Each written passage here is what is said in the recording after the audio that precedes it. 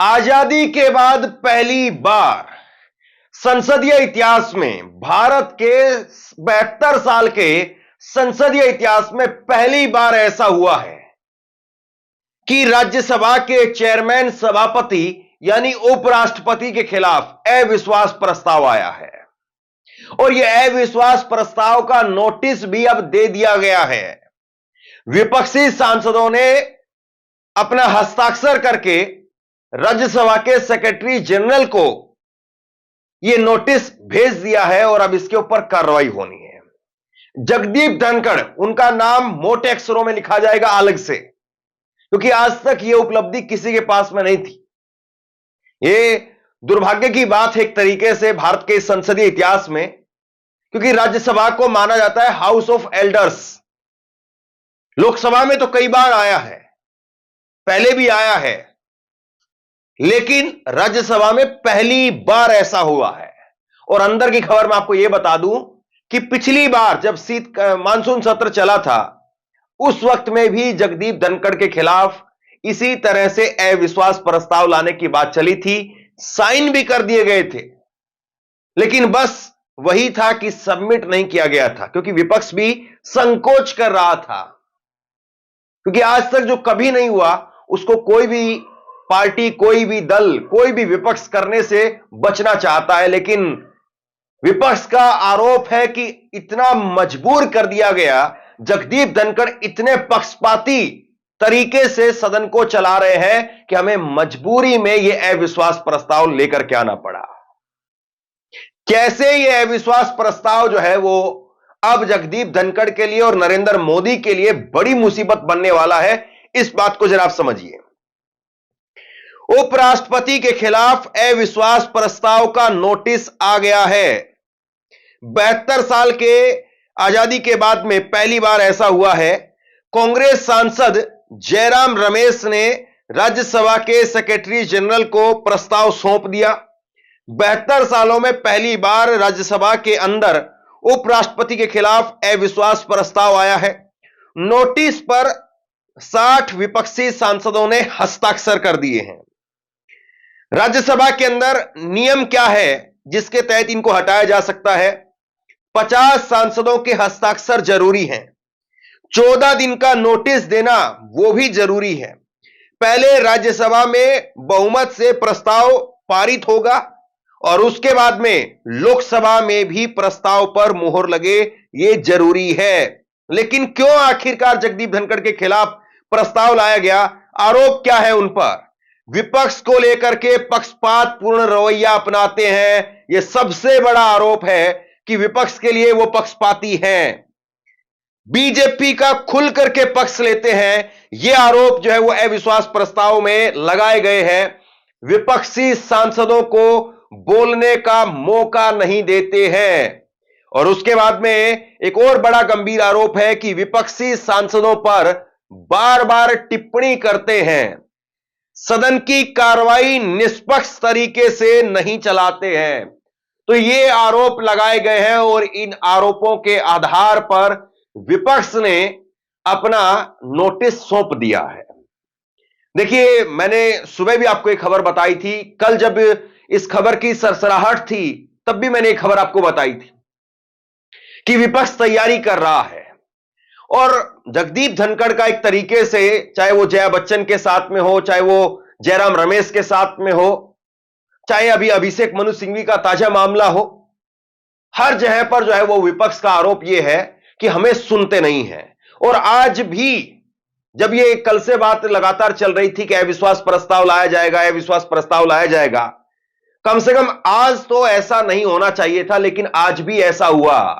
आज राज्यसभा के अंदर जब हंगामा हो रहा था, और हंगामा सत्ता पक्ष की तरफ से किया जा रहा था, हंगामा हो रहा था, उस वक्त में हंगामे के बीच में जगदीप धनखड़ साहब ने, जो सत्ता पक्ष के सांसद हैं, उनको सुनने का काम किया हंगामे के दौरान भी। लेकिन जब विपक्ष की तरफ से प्रमोद तिवारी वो खड़े हुए और उन्होंने पहले इस बात को कहा भी कि आपने हंगामे के बावजूद उनको सुना है, यानी सत्ता पक्ष को सुना है, तो मुझे भी सुनिए। लेकिन 1 मिनट भी, पूरा 1 मिनट भी जगदीप धनखड़ नहीं सुन पाए और माइक अपना उतार दिया। सुनिए जरा। प्रमोद तिवारी, यस। माननीय सभापति जी, मुझे पूरा विश्वास है कि व्यवधान में जैसे आपने उनको सुना है, मुझे भी आप मौका देंगे। बोलिए। जो कुछ भी नड्डा साहब ने कहा है पूरी तरह गलत, बेबुनियाद, सतही, घटिया आरोप है। मैं इसका खंडन करता हूं। दूसरा, मैं स्पष्ट कर दूं कि जैसे वो कह रहे हैं उन पे आधार नहीं, हमारे पास आधार है। एक न्यायालय ने संज्ञान लिया है 23,000 करोड़ रुपए की रिश्वत भारतीय जनता पार्टी की सरकार को दिया गया है, इनके अधिकारियों को दिया गया है। अडानी मुद्दे पर आप चर्चा कराइए, हम अपनी बात रखेंगे और सरकार को पूरा मौका मिलेगा। इन्होंने 23,000, अडानी ने 23,000 करोड़ रुपया मोदी सरकार को दिया है। ये मेरा निश्चित आरोप है, मैं साफ कहना चाहता हूं। विपक्ष का यही सबसे बड़ा आरोप है कि जगदीप धनखड़ साहब फेयर नहीं है, वो पक्षपाती हैं, बीजेपी का पक्ष लेते हैं। मतलब एक ऐसे पद पर पहुंच करके आप इस तरीके का रवैया अपनाते हैं, वो वाकई सरप्राइजिंग है। कम से कम कोशिश ये की जानी चाहिए कि दोनों पक्षों को बराबर का मौका दिया जाए, दोनों पक्षों को आप सुने। कल भी जब ये अविश्वास प्रस्ताव पर चर्चा चल रही थी कि अविश्वास प्रस्ताव लाया जा सकता है, उसके बाद में जगदीप धनखड़ साहब ने बुलाया जेपी नड्डा को भी और उसके साथ साथ मल्लिकार्जुन खड़गे को भी। विपक्ष के सांसद भी वहां पर मौजूद थे और कोशिश की गई कि किसी तरीके से बातचीत के जरिए मामला शांत हो जाए, यह अविश्वास प्रस्ताव ना लाया जाए। यह तस्वीर देख लीजिए आप, यह तस्वीर कल की है। जगदीप धनखड़ जो है वो बैठे हुए नजर आ रहे हैं, मल्लिकार्जुन खड़गे हैं, जेपी नड्डा हैं, ये तमाम सांसद यहां पर बैठे हुए हैं राज्यसभा के। और कोशिश की गई कि वो दिन ना आए जो भारत के संसदीय इतिहास में कभी नहीं आया। लेकिन विपक्ष के सांसदों की मांग बस इतनी सी थी कि हमें भी बराबर का बोलने का मौका दिया जाए। हमें बराबर का बोलने का मौका नहीं देंगे तो हमारे पास में कोई चारा नहीं है। और आज आखिरकार नोटिस भेज दिया गया। कांग्रेस के सांसद जयराम रमेश क्या कह रहे हैं जब उन्होंने नोटिस दिया? उन्होंने कहा कि 72 साल में पहली बार विपक्ष की पार्टियों ने राज्यसभा में चेयरमैन के खिलाफ अविश्वास प्रस्ताव दिया है। यह दर्शाता है कि हालात कितने खराब हैं। राज्यसभा के चेयरमैन बड़े वकील हैं, संविधान की समझ रखते हैं, लेकिन जिस तरीके से उन्होंने सदन चलाया है, इंडिया गठबंधन को अविश्वास प्रस्ताव के लिए मजबूर होना पड़ा है। आज सारी पार्टियों एक आवाज में कह रही है कि चेयरमैन साहब पक्षपात कर रहे हैं। तो जो सबसे बड़ा आरोप है वो है पक्षपात का, कि पक्षपाती हैं।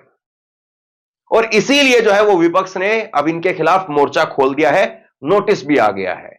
दिग्विजय सिंह कह रहे हैं कि मैंने अपनी पूरी उम्र में ऐसा सभापति नहीं देखा, मैंने अपने पूरे राजनीतिक जीवन में कभी इतना पक्षपाती सभापति नहीं देखा।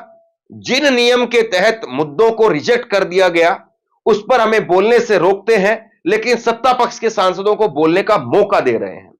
मेरा यह आरोप है, आज उन्होंने घोर पक्षपाती ढंग से सदन का संचालन किया। सब जानते हैं कि मोदी सरकार ऐसा प्रयास सिर्फ अडानी को बचाने और मुद्दों को भटकाने के लिए कर रही है। देखिए, कांग्रेस के ये आरोप एक तरफ है, लेकिन सबसे बड़ा सवाल तो वही है कि नंबर गेम किसके तरफ है, नंबर आंकड़े किसकी तरफ हैं? क्या जगदीप धनखड़ को विपक्ष हटा भी पाएगा? क्योंकि नियम यह है कि पहले राज्यसभा से पास करवाना है, फिर लोकसभा से पास करवाना है, तब जाकर के कहीं जगदीप धनखड़ को हटाया जा सकता है। लेकिन क्या राज्यसभा से भी पास हो पाएगा?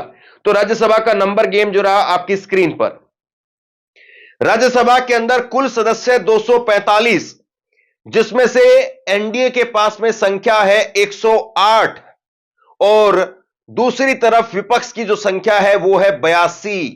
यह है राज्यसभा का नंबर गेम, 108 और 82 और 245 की कुल संख्या, यानी जो बहुमत का आंकड़ा है वो किसी के पास नहीं है। सत्ता पक्ष के पास में भी नहीं है, विपक्ष के पास में भी नहीं है। अब देखने वाली बात यह है कि इंडिया गठबंधन विपक्ष के खेमे से कौन सी पार्टियां बीजेपी के लिए वोटिंग करती है, या फिर ऐसा होता है कि वोटिंग का मौका ही नहीं आता है, क्योंकि यह सदन जो है वो 20 तारीख तक चलना है। यह भी अपने आप में एक बड़ा पेंच है। लेकिन कम से कम एक बात, एक मैसेज वो क्लियर कर दी गई है कि यह रवैया जो है वो हम बर्दाश्त नहीं करेंगे। अगर इसी तरीके का रवैया रहेगा तो हमें मजबूरी में फिर यही करना पड़ेगा। और एक तरीके से उनके नाम पर यह दाग तो जरूर लग गया। जब कभी भी आगे बात होगी कि राज्यसभा के अंदर अविश्वास प्रस्ताव आ रहा है तो जगदीप धनखड़ का नाम हमेशा याद किया जाएगा कि इससे पहले वो सभापति थे जिनके खिलाफ, क्योंकि आज तक कोई नहीं हुआ ऐसा। बहुत सारे नेताओं पर बहुत सारे आरोप लगते रहे हैं, पार्टियों की तरफ झुकने के भी आरोप लगते रहे हैं, लेकिन कम से कम उपराष्ट्रपति के खिलाफ ऐसे आरोप नहीं लगे थे। लेकिन अब उपराष्ट्रपति जगदीप धनखड़ के खिलाफ ऐसे आरोप क्यों लग रहे हैं? मल्लिकार्जुन खड़गे की अगर आप ये छोटी सी वीडियो देखेंगे तो आपको समझ में आएगा। Honourable leader of the portion. देखिए साहब, मैं बहुत देर से अपना हाथ उठा के रखा था, लेकिन जब लीडर ऑफ द हाउस कुछ बात बोले तो उससे मेरी सहमति नहीं थी, इसीलिए मैंने उंगली उठा के आपका ध्यान आकर्षण करने की कोशिश की।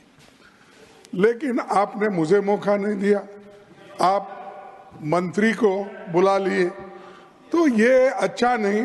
आप तो कहते हैं नहीं मेरे पर आरोप लगाने की बजाय नहीं आरोप नहीं, इम्पार्शियलिटी। हर बार कहते हो कि मैं मंत्री सर, को हम फेवर पॉइंट करता आउट हूं, कर रहे हैं आपको, लीडर ऑफ द हाउस को फेवर करता हूं। आपका ध्यान खींचने के लिए मैंने हाथ उठाया। मैं कुछ गड़बड़ नहीं किया, मैं कुछ बोला नहीं, सिर्फ हाथ उठाया। आप मुद्दे पर आइए।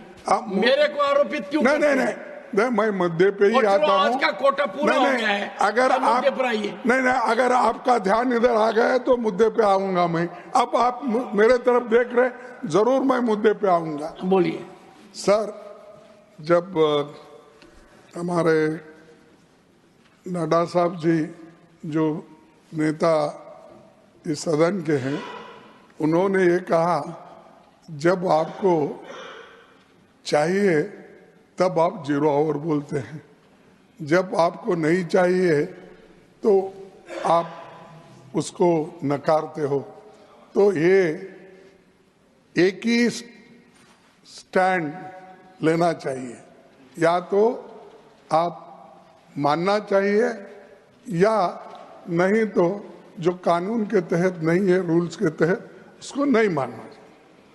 सर, आप जो सारी बातें बोलते हैं सरकार, उसको विपक्ष हर बात को आपके हाँ में हाँ मिलाना जरूरी है। अगर गलत है तो भी जरूरी है। यहाँ के लोग इस मंसूबे से आए हैं, मैं माफी चाहता हूं उनसे और आपसे भी, कि हाउस को नहीं चलाना, ये अगर तय करके आए हैं तो ये democracy, you are killing the democracy, you are killing the democracy.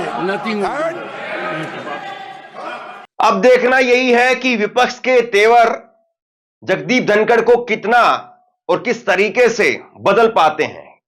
क्या जगदीप धनखड़ उपराष्ट्रपति वो विपक्ष के इन तेवरों से कहीं ना कहीं अपने जो तरीके में बदलाव लेकर के आएंगे, या जो क्या तो उनका रवैया जो है बना रहेगा, या फिर यह कहें कि विपक्ष ने एक तरीके से मोहर लगा दी कि नरेंद्र मोदी जो काम समझते थे या जो काम चाहते थे वो काम हो गया और जगदीप धनखड़ साहब की अब आगे भी प्रमोशन होगी। यह भी अपने आप में एक देखने वाली बात रहेगी। बहरहाल अभी देखते हैं कि इस मामले में आगे किस तरीके से कार्रवाई होती है। क्या आपको लगता है कि जगदीप धनखड़ साहब ने वाकई उस पद का मान मर्यादा उतार कर दिया है? विपक्ष जो अविश्वास प्रस्ताव लेकर के आया है, क्या वाकई वो सही है, या फिर विपक्ष जो है वो अपनी खीज मिटाने के लिए इस प्रकार का काम कर रहा है? आप क्या सोचते हैं? नीचे कमेंट बॉक्स में लिख करके जरूर बताइए। इस वीडियो को शेयर कीजिए और इसी तरह की तमाम खबरों के लिए ऑनलाइन न्यूज इंडिया को सब्सक्राइब कीजिए। आपका बहुत बहुत धन्यवाद।